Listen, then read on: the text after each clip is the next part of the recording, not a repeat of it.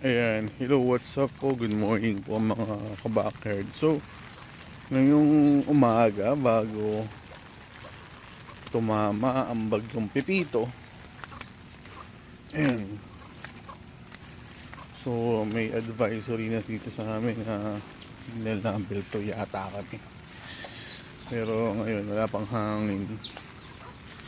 And pa-start pa lang din yung ulan. So, siguro today is 8 o'clock, 7 o'clock in the morning.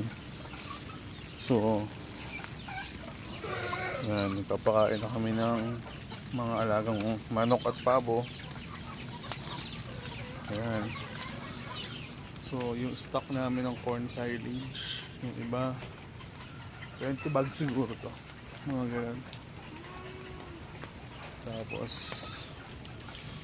ayan, papakain na kami ng mga manok. Tapos dito kami ngayon sa taas. At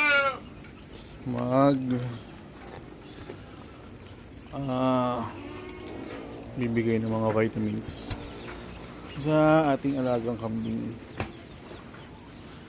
Ayan. So ito ngayon, possible to mga 1 week na namang hindi makakalabas yung mga alaga natin para sa grazing. So kasi possible to 1 week na magdidire-diretso yung ulan. So ayan, ready naman tayo. So ayan,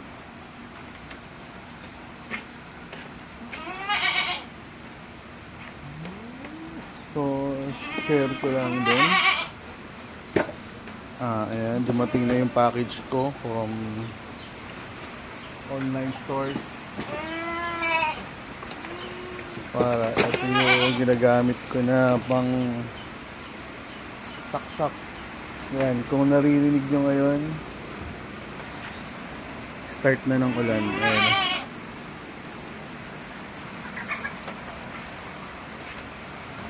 Buti na lang, sabi ko kay Jericho, Jack, akita tayo, paulan na.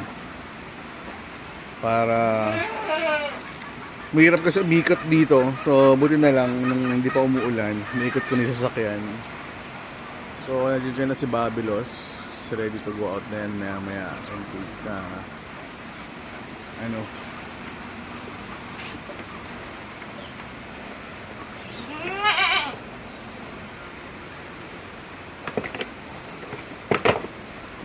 So ngayon ang baka ang ibigay natin ay itong B-complex